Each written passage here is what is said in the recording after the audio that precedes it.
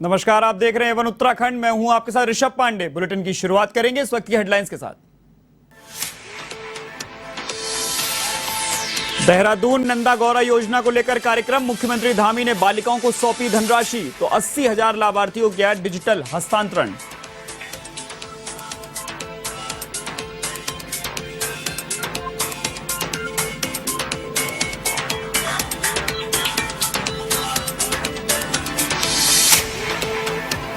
मुख्यमंत्री धामी ने ली सचिवालय में निर्माणाधीन और प्रस्तावित कार्यों की समीक्षा। मानसखंड कॉरिडोर को बताया राज्य सरकार का फ्लैगशिप कार्यक्रम। प्रस्तावित कामों में तेजी लाने के दिए निर्देश।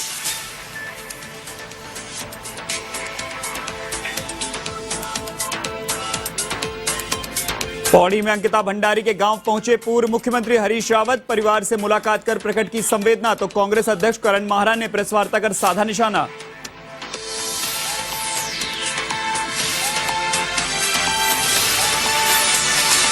हरिद्वार जिले में त्रिस्तरीय पंचायत चुनाव के लिए मतदान। सभी पोलिंग बूथों पर देखी गई मतदाताओं की भीड़। पुलिस प्रशासन की ओर से सुरक्षा के रहे पुख्ता इंतजाम।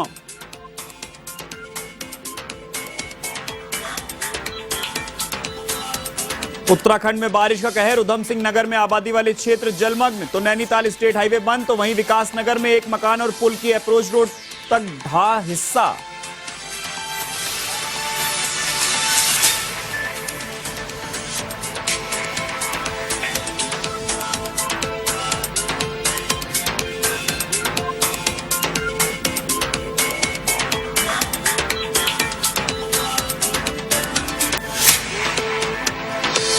अब खबरें विस्तार से। मुख्यमंत्री पुष्कर सिंह धामी ने सचिवालय में लोक निर्माण विभाग, एनएच और बीआरओ के प्रदेश में निर्माणाधीन और प्रस्तावित कार्यों की समीक्षा की। मुख्यमंत्री ने मानसखंड कॉरिडोर को राज्य सरकार का फ्लैगशिप कार्यक्रम बताते हुए इसमें प्रस्तावित कामों में तेजी लाने के निर्देश दिए और बजरंग सेतु को तय समय सीमा दिसंबर 2022 तक पूर्ण करना सुनिश्चित किया है। मुख्यमंत्री ने कहा कि जो भी निर्णय लेने हैं उन पर बैठक में अंतिम रूप से तय कर लिया जाए और बैठकों का आउटपुट दिखाना चाहिए। इधर मुख्यमंत्री पुष्कर सिंह धामी ने कहा कि जितने भी पुल और फ्लाईओवर हैं वहां गति सीमा के बोर्ड लगाए जाएं, वहां ड्रेनेज की पूरी व्यवस्था हो।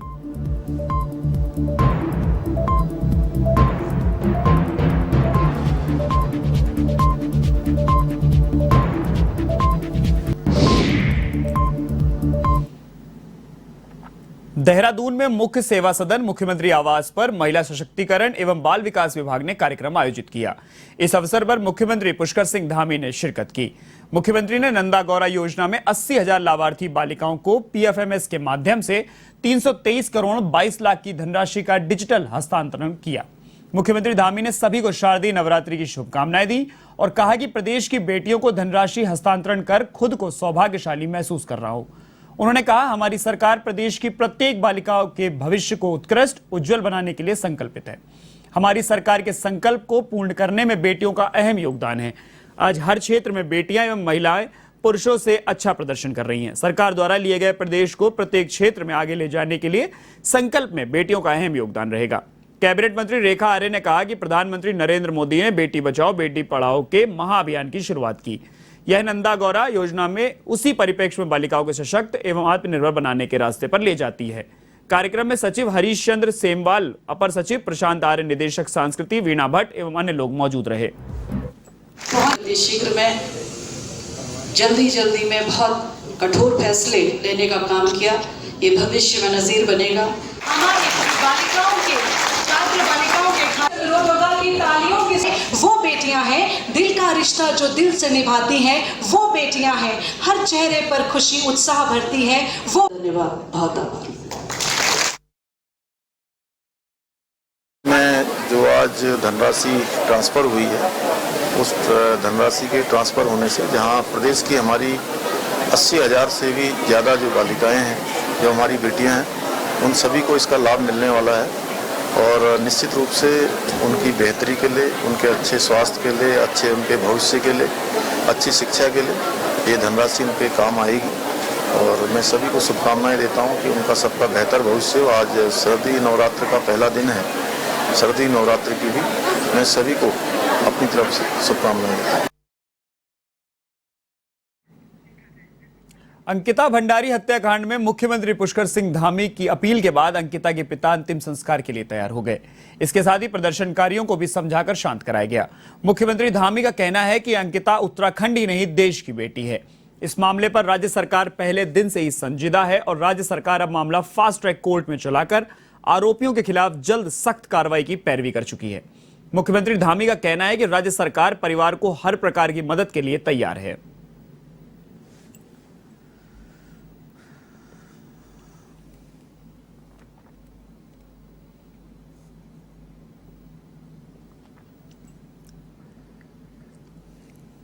बाल विकास की भी हैं, बालिकाओं के लिए लगातार काम किया है और परिवार से मिलेंगी। मैं भी वहां जाऊंगा और हम लोग हर प्रोत्साहन से हमने पहले ही कहा है परिवार के साथ हैं और उनके पिताजी से अंकिता के मेरी लगातार बात होती रही है। हमने हर संभव उनको कहा है कि हर संभव हम मदद करेंगे, जो भी हमारी तरफ से मदद हो सकती है। पूरा प्रदेश, पूरी सरकार उनके साथ खड़ी है, इसमें कहीं कोई संदेह नहीं है। और उन्होंने भी कल भी मैं उनके जज्बे को भी मैं नमन करता हूं, उनको सलाम करता हूं कि उन्होंने ऐसे कठिन दुख के समय में भी सभी लोगों से उन्होंने अपील की थी कि सब लोगों ने साथ दिया है, सब लोगों ने सब खड़े हुए हैं, लेकिन हम बेटी का संस्कार करना चाहते हैं। जो लोग रोड जाम कर रहे थे उनसे भी उन्होंने रोड खोलने का भी जो अनुरोध किया, वो उन्होंने उनको जहां बेटी के गम था, ऐसे गम के समय में इतना बड़ा दिल दिखाकर इतनी बड़ी बात उन्होंने करके जहां पूरे उत्तराखंड का और देश का भी दिल जीतने का काम किया है। वहीं पूर्व मुख्यमंत्री हरीश रावत अंकिता भंडारी के गांव पहुंचे, जहां उन्होंने परिवार से मुलाकात कर अपनी संवेदना प्रकट की। वहीं बातचीत के दौरान परिजनों ने हत्याकांड के सबूत मिटाने की आशंका जाहिर की। उन्होंने कहा कि रिजॉर्ट में बुलडोजर चलवाया गया जिससे सबूत मिटाए जा सके। वहीं ग्रामीण परिजनों को मुआवजा देने और आरोपियों के लिए फांसी की मांग कर रहे हैं।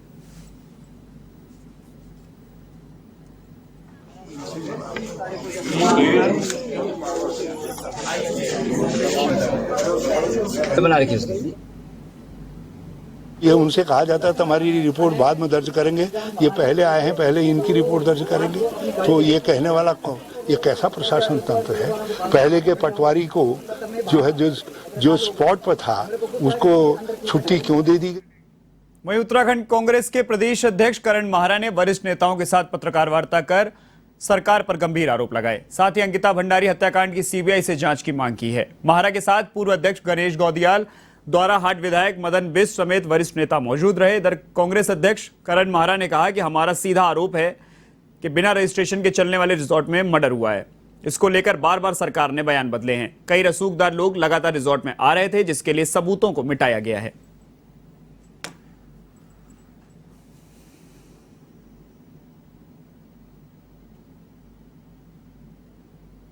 बड़े व्यक्ति के आने पर एक्स्ट्रा सर्विसेज के लिए फोर्स किया जा रहा है और मैं गलत जगह फंस गई हूँ, मुझे डर लग रहा है। और उसके बाद उस बिटिया की हत्या हो जाती है। 18 तारीख को बेटी गायब होती है और 21 तारीख तक उसकी रिपोर्ट नहीं लिखी जाती, जिसमें पुलिस की भूमिका, पटवारी की भूमिका संदिग्ध है। और जिस तरीके से प्रशासन ने या मुख्यमंत्री के आदेश पे या विधायक के आदेश पे, जो भी आप कहें, आदेश पे जिस तरीके से वहाँ डोजर चलाया है और उस लड़की के रहने वाले कमरे को तोड़ा गया, आगजनी की गई है, हमारा सीधा आरोप है कि सबूतों को नष्ट करने की नीयत से ये सब किया गया है और उस वीआईपी को बचाने के लिए एक कार्रवाई हुई है। बीजेपी से संबंध रखने वाला व्यक्ति है जिसका रिजॉर्ट है और प्रधानमंत्री ने अपने मन की बात में जहां वो चीतू के नाम पूछ रहे हैं, मुझे दुख है इस बात का कि उत्तराखंड की बेटी के लिए एक भी संवेदनशील बयान उनकी तरफ से नहीं आया, ना ही उन्होंने कोई ट्वीट या कुछ इस तरीके का जारी किया। इधर विधानसभा भर्ती घोटाले में कांग्रेस का विरोध थमने का नाम नहीं ले रहा है। अखिल भारतीय कांग्रेस कमेटी के सदस्य जयेंद्र रामोला ने प्रेस वार्ता कर विधानसभा भर्ती घोटाले में मुख्य रूप से पूर्व विधानसभा अध्यक्ष और वर्तमान में कैबिनेट मंत्री प्रेमचंद अग्रवाल को दोषी ठहराया। उन्होंने कहा कि गलत तरीके से नौकरी पाने वालों को तो नौकरी छीन कर सजा दी गई, मगर जिन माननीय ने नौकरी देने का काम किया उन पर कोई कार्रवाई नहीं हुई, जिसका कांग्रेस अब विरोध करती है। उन्होंने मुख्यमंत्री से प्रेमचंद अग्रवाल को मंत्रालय से बर्खास्त करने की मांग की। विधानसभा की अभी क्या टेस्ट है? रितु खंडूरी जी का मैं आभार व्यक्त करता हूं कि उन्होंने त्वरित कार्रवाई करते हुए भर्तियां निरस्त की, लेकिन ये आधी अधूरी है। वो अभी कह रही है कि पूरी जांच पूरी हो गई, सजा नौकरी पाने वाले को जब मिल गई है तो नौकरी लगाने वाले को भी सजा मिलनी चाहिए। तो मेरी मुख्यमंत्री से मांग है कि तत्काल प्रभाव से जो इसके मुख्य दोषी हैं प्रेमचंद अग्रवाल जी, उनको मंत्रालय से बर्खास्त किया जाए और उनके खिलाफ मुकदमा दर्ज किया जाए। और साथ साथ अगर वो इस तरह नहीं करते हैं, वो इनको बर्खास्त नहीं करते हैं, तो मैंने ये कहा है कि दशहरे तक ये भ्रष्टाचारी रूपी रावण को बर्खास्त के रूप में समाप्त नहीं करते हैं तो मैं दशहरे के बाद उनके ऋषिकेश आवास के बाहर आमरण अनशन करूंगा जब तक उनको मंत्रालय से बर्खास्त नहीं किया जाएगा। मैं इस भ्रष्टाचार की लड़ाई में और हम कांग्रेस के लोग, हम सब कांग्रेस के लोग इस भ्रष्टाचार की लड़ाई में अग्रणी रहेंगे, लड़ाई लड़ेंगे और उन युवाओं को जो 8,000 युवाओं ने परीक्षा दी है, पैसे खर्च करके परीक्षा दी है, उनके हक की लड़ाई को लड़ने का काम करें। प्रधानमंत्री नरेंद्र मोदी के जन्मदिवस के अवसर पर सेवा पखवाड़े के तहत कोटद्वार में कार्यक्रम का आयोजन किया गया, जिसमें प्रदेश के समाज कल्याण मंत्री चंदन रामदास और विधानसभा अध्यक्ष ऋतु खंडूड़ी भूषण मौजूद रहीं। इस कार्यक्रम में दिव्यांगों को निःशुल्क उपकरण और टीबी मरीजों को निःशुल्क दवाइयां वितरित की गईं। साथ ही कोटद्वार के खंडहर रोडवेज कार्यालय को लेकर कहा गया कि इसे जल्द आधुनिक बनाया जाएगा, जिसके लिए योजना बनाकर विभाग को सौंपेंगे। की कल्पना करने वाले खादी ग्रामोद्योग, अल्पसंख्यक कल्याण, जनजाति कल्याण और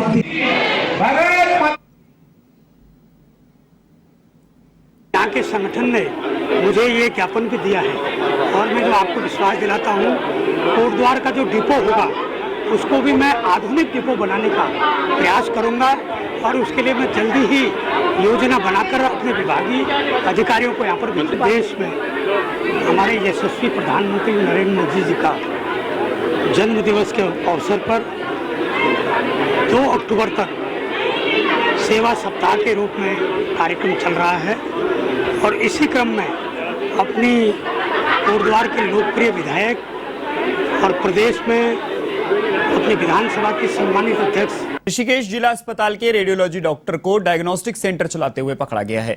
एसडीएम के अचानक हुई छापेमारी के दौरान यह पूरा खुलासा हुआ। एसडीएम ने मन्नत डायग्नोस्टिक सेंटर को सील कर दिया है। डॉक्टर के खिलाफ कार्रवाई के लिए भी रिपोर्ट उच्च अधिकारियों को भेजी गई है। जानकारी के अनुसार एसडीएम शैलेंद्र सिंह नेगी अपनी पूरी टीम के साथ अचानक देहरादून रोड स्थित मन्नत डायग्नोस्टिक सेंटर में छापेमारी करने पहुंचे।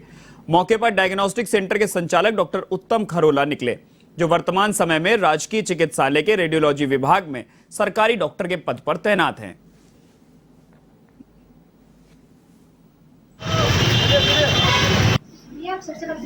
डॉक्टर साहब कहाँ हैं? लेकिन वो वहाँ रहते नहीं हैं, बल्कि अपना अस्पताल चलाते रहते हैं, अपने क्लिनिक चलाते हैं और वहाँ से जो पेशेंट आते हैं वो उनको यहाँ मोटिवेट करके यहाँ भेजते हैं। तो शिकायत का संज्ञान लेते हुए हमने गोपनीय तरीके से छापा मारी और इसको सही पाया। वहाँ पर डॉक्टर नहीं थे, एक लड़की बैठी हुई थी, उन्होंने मेरे संग दुर्व्यवहार किया है। तो वो अपने निजी क्लिनिक में बाहर जा रहे थे, फिर उन्होंने बोला कि अभी डॉक्टर साहब नहीं है। हम बाहर आए तो वो लोग थोड़ी देर बाद देखा तो फिर वो अपने बाहर वाले उसमें बैठे हुए थे।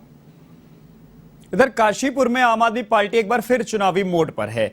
पार्टी के आला नेताओं का दावा है कि उत्तराखंड में अगले वर्ष होने वाले निकाय चुनाव में पार्टी बेहतर प्रदर्शन करेगी। इसके लिए रणनीति बनाई जा रही है। इसी को लेकर आम आदमी पार्टी की बैठक जसपुर खुर्द में आयोजित की गई, जिसमें काशीपुर विधानसभा में पार्टी के संगठन विस्तार और प्रदेश में आगामी निकाय चुनाव एवं पार्टी के नए सदस्य बनाने पर चर्चा हुई। बैठक में पार्टी अनुशासन समिति के प्रदेश अध्यक्ष जगतार सिंह बाजवा, आम आदमी पार्टी उत्तराखंड की प्रदेश उपाध्यक्ष सुनीता टमटा बाजवा, अल्पसंख्यक मोर्चा प्रदेश अध्यक्ष डॉक्टर यूनुस चौधरी, औद्योगिक विंग के प्रदेश अध्यक्ष शादाब आलम समेत कई लोग मौजूद रहे। तो इसी क्रम में आज ये मीटिंग यहाँ रखी गई है। तो आप भी मैं इसमें आम आदमी पार्टी अल्पसंख्यक मोर्चा पूरे प्रदेश में जहां नगर पालिका नगर निगम के चुनाव हैं या और भी चुनाव हैं, उन सब चुनावों में बढ़ चढ़ कर हिस्सा लेगा और पार्टी की जीत के लिए हम लोग रात दिन प्रयासरत हैं। इसी सिलसिले में आज ये मीटिंग काशीपुर विधानसभा के अंदर रखी गई। इसके बाद अब जसपुर मीटिंग है। यही है कि हम लोग अपने जो रीढ़ की हड्डी है, हमारा कार्यकर्ता है, आम आदमी पार्टी कार्यकर्ता है, उन सबको ऊर्जा देने के लिए ये समय समय मीटिंग हो रही है। ये मुद्दे साफ हैं जो काशीपुर के हालात हैं। आज देखिए आप, बारिश के पानी से मैं समझता हूँ लोग बाग अपने घरों में परेशान हैं। काशीपुर में रोडों पे निकल के देखिए आप, पानी मैं समझता हूँ आदमी डूब जाएगा, इतना पानी है। और जो नेता हैं काशीपुर के, वो घरों में बैठे के और मजे लूट रहे हैं और कुछ नहीं है, क्योंकि यहाँ पे विधायक भी बीजेपी का है, मेयर भी बीजेपी की हैं। तो इनका सिर्फ एक ही मुद्दा है कि जनता का बेवकूफ़ बनाना है और बीजेपी को जिताना है। तो इस बार ये नहीं चलेगा। इस बार यहाँ पे चुनाव जो होगा वो काम की राजनीति के ऊपर होगा और इस बार इनसे सवाल किया जाएगा और इनसे जवाब मांगा जाएगा।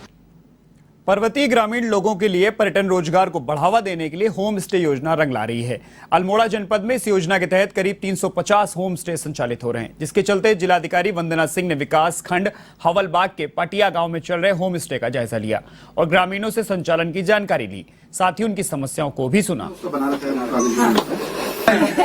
और मंदिर वाला बनवा, ठीक है। तो दोनों रास्ते का तो मैंने बता दिया था कि हम लोग करवा देंगे। ये आप एक कैंप ही करता है।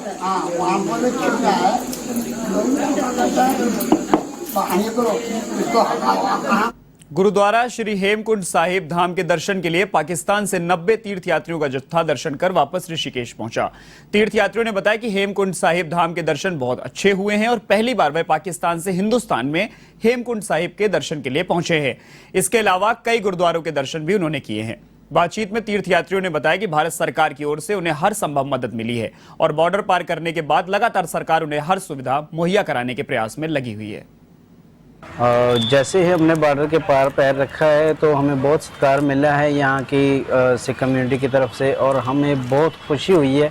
हमने अपने गुरुद्वारे गुरुधामों के दर्शन किए हैं और बहुत आनंद मान रहे हैं। अच्छी तरह सेवाएं चल रही हैं और बहुत प्यार मिल रहा है, हमें सत्कार मिल रहा है संगत की तरफ से। तो आप भी आए पहले कभी? नहीं, मैं पहली बार आया हूँ और बहुत अच्छा एक्सपीरियंस रहा है अभी तक। क्या फर्क दिखता है पाकिस्तान और हिंदुस्तान में? जी कोई फ़र्क नहीं है, आम लोग है, जैसे वहाँ पर है वैसे यहाँ पर है, कोई फ़र्क नहीं हमने महसूस किया। यहाँ पर भी अपने हैं, वहाँ पर भी अपने हैं, कोई परेशानी नहीं है। बहुत खुशी से रहते हैं, बहुत सत्कार मिलता है वहाँ पर भी और यहाँ पर भी। देश भर में शारदीय नवरात्र पर्व की शुरुआत हो गई है। धर्मनगरी हरिद्वार के सिद्धपीठ माया देवी मंदिर में भक्तों का तांता लगा हुआ है। मान्यता है कि 52 शक्तिपीठों में से पहले शक्तिपीठ माया देवी मंदिर में पूजा अर्चना करने वाले भक्तों की सभी मनोकामनाएं पूर्ण होती हैं।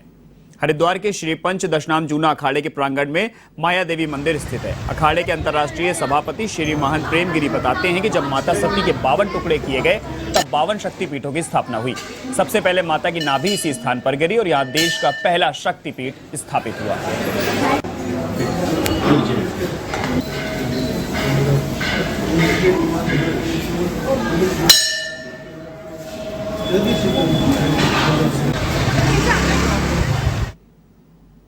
देश भर में शारदीय नवरात्रि का शुभारंभ हो गया है।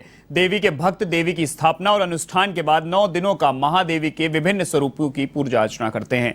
वहीं विभिन्न देवी मंदिरों में श्रद्धालुओं का तांता देखा गया और लोग माता की पूजा आराधना में रमे हुए हैं। मंदिर पुजारी का कहना है कि शारदीय नवरात्रि में महादेवी की पूजा का विशेष महत्व है। श्रद्धालु देवी की पूजा अर्चना से लोगों की मनोकामना पूर्ण होती है।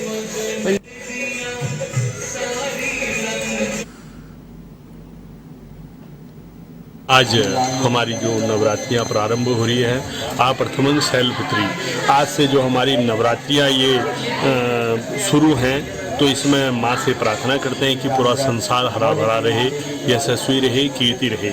आज पहला दिन माँ की कलश स्थापना और पूरा पंचाकर्म होके माँ की प्रथमं शैलपुत्री च द्वितीयं ब्रह्मचारिणी तृतीयं चंडी घंटेति कुष्मांडेति चतुर्थकं पंचमं स्कंदमातेति षष्ठं कात्यायनीति च सप्तमं कालरात्रिति महागौरीति चाष्टकं नवम सिद्धिदात्री। ये नव दुर्गाओं की जो ये पूजा करते हैं, ये आदि शक्ति के रूप में करते हैं और तीनों लोगों की खुशहाली के लिए ये व्रत को किया जाता है और माँ के सभी की दीर्घ आयु कामना के लिए, यशस्वी के लिए यो आज कलश स्थापन करते हैं। उत्तराखंड में देर रात से लगातार हो रही बारिश ने हाहाकार मचा दिया है। उधम सिंह नगर में चारों तरफ पानी ही पानी और खेत हो या आबादी वाला क्षेत्र सभी जगह जलमग्न है। वहीं नैनीताल स्टेट हाईवे पूरी तरह समंदर बन गया है, जिससे कुछ देर के लिए स्टेट हाईवे बंद भी हो गया, जिसका नजारा हमारे कैमरे में कैद हुआ। वहीं बारिश के अलर्ट को देखते हुए प्रशासन पूरी तरह मुस्तैद बना हुआ है।